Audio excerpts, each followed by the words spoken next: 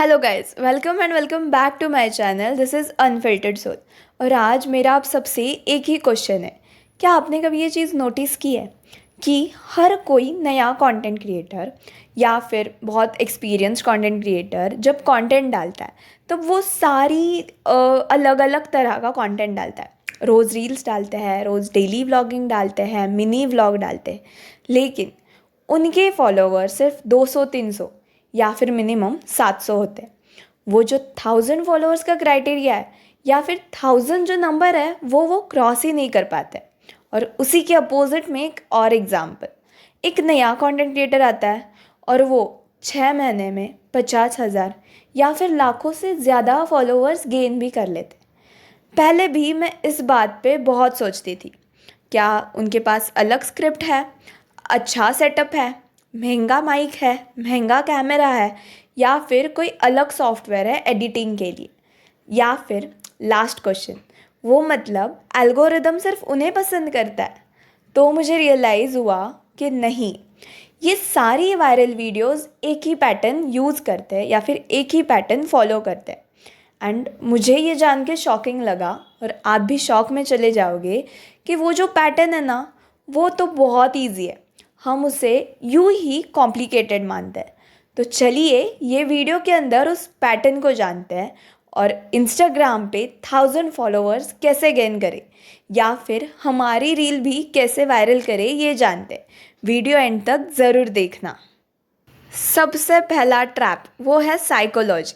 Video upload कर दिया, हर 1-2 घंटे के बाद गए अकाउंट पे, व्यूज़ चेक किए, फॉलोअर्स चेक किए, कितने लाइक्स आए, क्या कमेंट्स आए, और अगर ना जाने पर उसमें बुरे कमेंट्स आए, लाइक्स ही नहीं आए, व्यूज़ ही नहीं आए, तो सारा मोटिवेशन चला जाता है। हर कोई इंसान इसे फेस करता है। लेकिन आपको एक पता है, जो बड़े बड़े कंटेंट क्रिएटर्स है और जो छोटे कंटेंट क्रिएटर्स है, उसमें उनमें सिर्फ एक ही डिफरेंस है, वो है ये, जब कोई अच्छा बड़ा कंटेंट क्रिएटर वीडियो अपलोड करता है और उसकी ऑडियंस को वो पसंद नहीं आता है या फिर उसे सपोर्ट नहीं मिलता है, उसे लाइक्स नहीं आते हैं, व्यूज़ नहीं आते हैं, तो उसे वो एक फेलियर की तरह कभी नहीं देखता है, उसे वो एक अपॉर्चुनिटी की तरह देखता है। कोई भी कंटेंट क्रिएटर रील अपलोड करते वक्त ऐसा नहीं सोचता है कि मैं कोई एग्ज़ाम दे रही हूँ। वो सोचती है कि हाँ, ये मेरा एक एक्सपेरिमेंट होने वाला है, क्या ये मेरी ऑडियंस को पसंद आ रहा है, क्या मेरी ऑडियंस इसे अच्छा मानेगी, क्या मुझे सपोर्ट दिखाएगी। इससे क्या होता है पता है, वो कभी भी फेलियर से डरते नहीं है, इमोशनली स्ट्रांग हो जाते हैं। और जबकि जो बाकी के छोटे कंटेंट क्रिएटर्स होते हैं, वो सारे रॉन्ग कमेंट्स, बैड कमेंट्स या फिर लो व्यूज़ को एज ए फेलियर देखते हैं एंड यूँ ही डीमोटिवेटेड हो जाते हैं। इससे क्या होता है पता है, वो नेक्स्ट वीडियो अपलोड करने के लिए जल्दी में आ जाते हैं। वो एक ऐसे ज़िद पे अड़ जाते हैं कि नहीं, अब मेरी जो नेक्स्ट वीडियो होगी वो वायरल होके ही रहेगी, मैं इसमें ये करूँगी वो करूँगी। लेकिन इन रियलिटी वो जल्दबाजी में एक क्वालिटी कंटेंट नहीं बना पाते। साइकोलॉजी को बहुत अच्छे से स्टडी करो। हर कोई बैड व्यू आने वाली रील को फेलियर की तरह मत देखो, उसे एक एक्सपेरिमेंट की तरह देखो। ठीक है, नहीं पसंद आई लोगों को, डिलीट कर दो, आर्काइव कर दो। इंस्टाग्राम पे ऐसे बहुत सारे ऑप्शंस है, लेकिन डीमोटिवेटेड मत रहो। Second and the most important thing, मुझे जल्द से जल्द 1000 फॉलोअर्स क्रॉस करना है, मुझे जल्द से जल्द कुछ ना कुछ करके इतने फॉलोअर्स का नंबर चाहिए। इससे क्या होता है पता है, तुम इंस्टाग्राम खोलते हो, रील्स देखते हो, उसमें जाके तुम्हें पता चलता है कि हाँ, ये ट्रेंडिंग रील है, ये अभी ट्रेंड चल रहा है, ऐसा ट्रांजिशन बना देती हूँ, वैसा ट्रांजिशन बना देती हूँ, या फिर ये ऑडियो यूज़ करती हूँ, ये गाना अभी ट्रेंडिंग में है, एक्सेट्रा एक्सेट्रा। और फिर उस पर अपनी रील्स डालते हो, लेकिन आपको रिजल्ट क्या मिलता है, उस पर व्यूज़ आते ही नहीं है, आते हैं पर बहुत लो आते हैं। इसका रीज़न क्या आता है पता है, तुम इंस्टाग्राम के एल्गोरिदम को इम्प्रेस करने जाते हो, ना कि ऑडियंस को।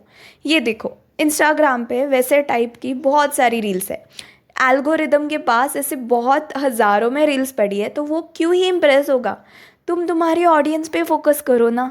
जब तुम्हारी ऑडियंस तुम पे इम्प्रेस होगी तब जाके तुम्हारे फॉलोअर्स का गेन बढ़ेगा। इसलिए ज़्यादा से ज़्यादा अपनी ऑडियंस पे फोकस करो, ऑडियंस को क्वांटिटी नहीं क्वालिटी रील्स डालो। बहुत सारे क्रिएटर्स हैं जो बहुत कम रील्स डालते हैं, हफ्ते में है एक या फिर हर रोज़ एक, लेकिन उनके पास उनका एक स्ट्रॉन्ग बेस है फॉलोअर्स का। वो लोग भी, वो ऑडियंस भी उन क्रिएटर्स को क्यों फॉलो करते हैं? क्योंकि उन्हें पता है कि हाँ, इस अकाउंट से हमें कुछ तो क्वालिटी मिलेगा, कुछ तो अच्छा मिलेगा। तो जाओ, तुम्हारी नीश ढूंढो और वो डिसाइड करो, उसके रिलेटेड डालो। इस लूप में मत अटको। Third and the most important thing, that is loop. जब हमें फेमस होना होता है या फिर ज़्यादा फॉलोवर्स चाहिए होते हैं, तब हम एक पर्टिकुलर लूप में अटक जाते हैं कि नहीं, मुझे फेमस होना है, मैं ये डालूंगी, मैं वो डालूंगी, दुनिया भर की चीज़ें हमारे इंस्टाग्राम पे हम डाल देते हैं। इससे क्या होता है पता है? अगर तुम्हारी एक रील वायरल गई जो लाइफस्टाइल के रिलेटेड है, तो वो ऑडियंस तुम्हें फॉलो करने लग जाती है। उसके बाद दूसरे दिन तुम कुछ तो स्टडी व्लॉग डालते हो या फिर व्लॉगिंग डालते हो, तो जो जिन लोगों को व्लॉगिंग पसंद है वो तुम्हें फॉलो कर बैठते हैं। फिर एट द एंड या फिर कई दिनों के बाद वो ऑडियंस को पता चल जाता है कि हमने तो इन्हें इस कारण की वजह से फॉलो किया ही नहीं था। तो ऑडियंस को पता ही नहीं चलता कि तुम्हारी निश क्या है। ऑडियंस को एक रीज़न दो तुम्हें फॉलो करने का। इसलिए बहुत सारी चीज़ें अपने अकाउंट पे मत डालो, एक पर्टिकुलर कंटेंट बनाओ गाइज। तुम्हारी ऑडियंस कभी भी कंफ्यूजन में नहीं होनी चाहिए। तुम कंफ्यूजन में रह सकते हो, तुम एक्सपेरिमेंट कर सकते हो, लेकिन अगर तुम्हें पता चल रहा है कि मेरी ऑडियंस को समझ नहीं आ रहा है या फिर मेरी ऑडियंस कंफ्यूज हो रही है, तो उसे तुम्हारी फीड से निकाल दो। क्योंकि तुम्हारा मेन गोल, तुम्हारा मेन फोकस तुम्हारी ऑडियंस पे चाहिए। ये देखो, व्यूज़ के पीछे मत भागो, फॉलोअर्स के पीछे मत भागो, क्वालिटी के ऊपर भागो। और इन सब चीज़ों के लिए बहुत सारे लोगों को लगता है, मुझे भी लगता था कि मुझे एक अच्छा सेटअप चाहिए, अच्छा माइक चाहिए, अच्छा बैकग्राउंड चाहिए। नो, तुम्हें सिर्फ अच्छी थिंकिंग चाहिए, अच्छी थॉट्स चाहिए। उसके बाद देखना, जब तुम क्वालिटी कंटेंट प्रोवाइड करोगे लोगों को, तुम्हारे फॉलोवर्स के काउंट बढ़ते जाएंगे। And these all things will make sense one day and this will help you to grow faster। इसलिए तुम्हें एक अच्छा फाउंडेशन क्रिएट करना है, अच्छा बेस क्रिएट करना है। सक्सेस के पीछे इतना भी मत भागो कि तुम क्वालिटी देना भूल जाओ। क्वांटिटी नहीं, क्वालिटी पे फोकस करो। मैं हर बार ये बात बता रही हूँ क्योंकि ये बहुत इंपॉर्टेंट है। बहुत सारे छोटे छोटे कंटेंट क्रिएटर्स या फिर नए कंटेंट क्रिएटर्स इस बात को भूल जाते हैं या फिर निगलेक्ट कर देते हैं। लेकिन जो बड़े कंटेंट क्रिएटर्स होते हैं, जिनके मिलियंस में फॉलोअर्स होते हैं, आप उनके अकाउंट पे जाइए, आपको पता चल जाएगा कि हाँ, ये कंटेंट क्रिएटर इस बात के लिए फेमस है, ये लाइफस्टाइल के लिए, ये व्लॉगिंग के लिए। तो तुम्हें भी वैसा बनना है तो वैसा करना पड़ेगा।